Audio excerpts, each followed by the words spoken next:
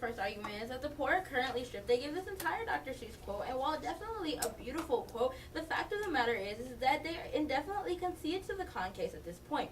The specific way in which they do this is the fact that in the con case, if we fix the environment, we're going to claim that at the point where the environment is fixed, at the point where we solve for environmental problems and climate change as a whole, we are thus going to be able to solve for poverty. Basically, this is the cause and effect that we have to understand on the con side. The fact that the cause of poverty specifically is the climate issues as well as many other environmental issues. At the point where we solve for the cause, we can then solve for the actual effect that the cause is having. And the effect currently right now is the significance of poverty throughout the entire nation. Now their next argument is that they bring up the fact that one side must choose sustaining poverty. Well, basically what we have to understand is that this is indefinitely false. We're not going to have to choose to sustain poverty. Simply the matter, according to the wording of the resolution, we're going to have to choose which one to prioritize. Now, ideally, the one which we prioritize, the latter one should be the one that we choose to sustain, but the fact of the matter is that at the point where we prove that this is a cause and effect, the only way to specifically solve for poverty is going to be to solve for the environment. So at this point, we thus solve for their entire case as well as ours. Not only that, but we don't sustain poverty, we better poverty, and we have an actual plan to do ours, unlike the pro case. Not only that, let's move on to their rags and riches. Their first argument is that the UN focuses most on global poverty. Well, the fact of the matter is that when we engage in debate, we specifically talk about trying to change the status quo. At the point where the UN is currently engaging quite a bit on global poverty, we'll then continue to go on and say how we are going to try and solve, or we are going to solve poverty. We're simply going to take a different, more effective, more pragmatic, and less time-consuming method. And we're going to change the status quo that the UN is only solves global poverty. They're going to begin solving environmental issues, which are the crux of many debates currently right now. Not only that, they bring up many dignity arguments, but what we have to understand is that on the con side, we hold up dignity by continuing to solve for environmental issues. What we have to understand is that in our contention one, we specifically talk about how many foreign nations are being stripped of resources. These citizens of these nations, they have this human dignity to deserve these resources that citizens have right now. Not only that, their whole form of structural violence argument, what they have to understand is this is at the crux of our case. So many of the causes of poverty, the United Nations cannot pass legislation to solve these actual causes of poverty. Therefore, the United Nations is going to have to pass pieces of legislation such as climate change, such as environmental legislation, that can specifically pinpoint the cause and establish effective and pragmatic solutions. Unlike poverty, which you have to take on a case-by-case basis. Now, we're going to finish this up with their contention 2, which is the poverty paradox. In the UN study on global poverty dated September 2009, they specifically talked about how poverty cannot be eradicated. They stated that we live in a somewhat paradoxical world where wealth and poverty come hand by hand and depend on each other very much.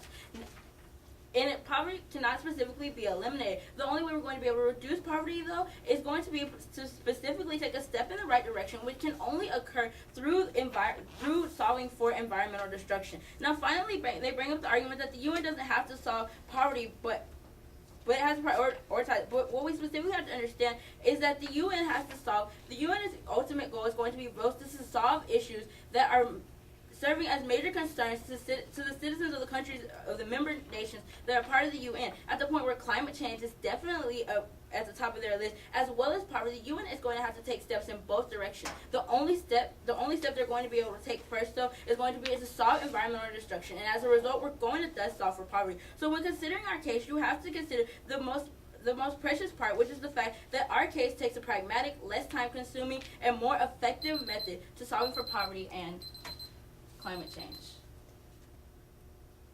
On their contention one, that they talk about how poverty cannot be solved, firstly, poverty has not always been around in society. If this is the same negative ideology that prevents us from getting anything done in the world, we must reject this ideology that tells us that poverty is ingrained in our society.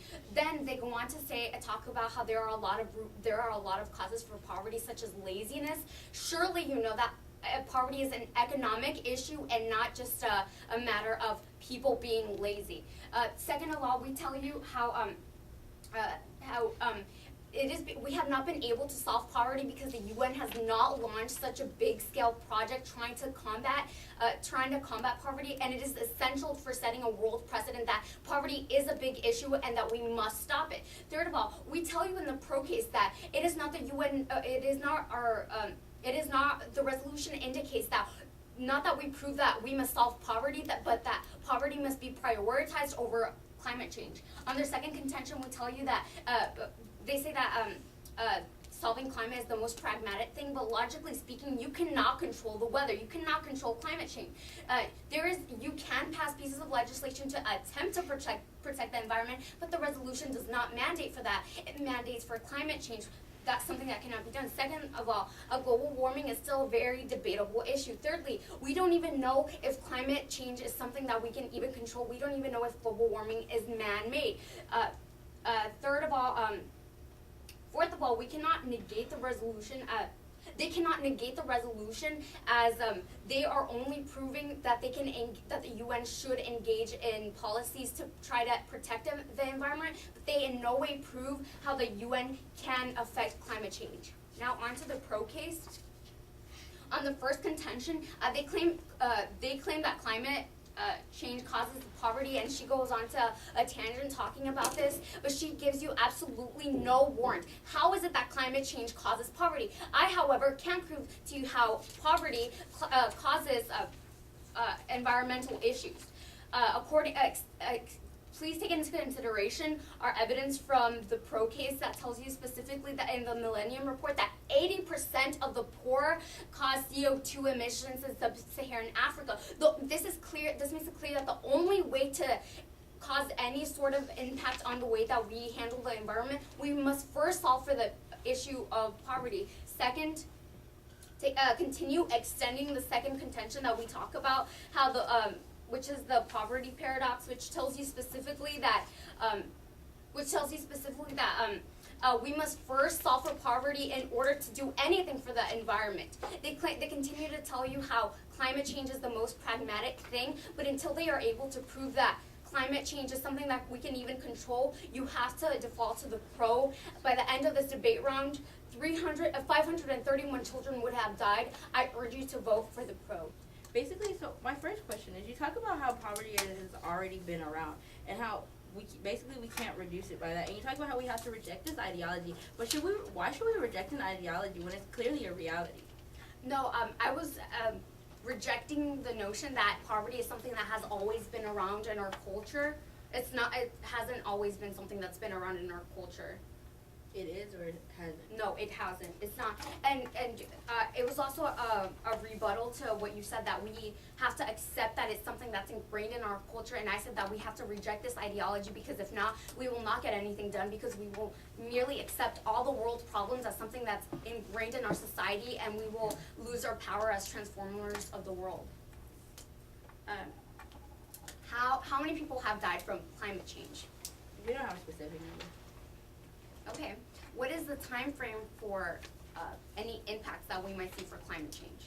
The impacts are currently occurring, so that's why it's such a big issue that we have to solve these. Now, although we do understand that the impacts of poverty are occurring as well, the fact of the matter is that at the point where we clearly have proven that this is a step-by-step process, and the first step in this process is going to be to solve for environmental destruction. We understand that in order to solve for any of the impacts that are coming off of poverty, we're going to have to solve for environmental destruction. Now, my question to you is, you talk about how we can't control the weather, but at what point does the weather become the only issue that climate change is based upon? Oh, it was merely an example of how extreme we are. It's a rebuttal to how you claim that it's a more pragmatic solution, but I provide the example. Can we control the weather? How is this more pragmatic if we don't even know if global warming is man-made? Okay. You claim that you prove that the effects of climate change are happening now. Do you have any evidence for this?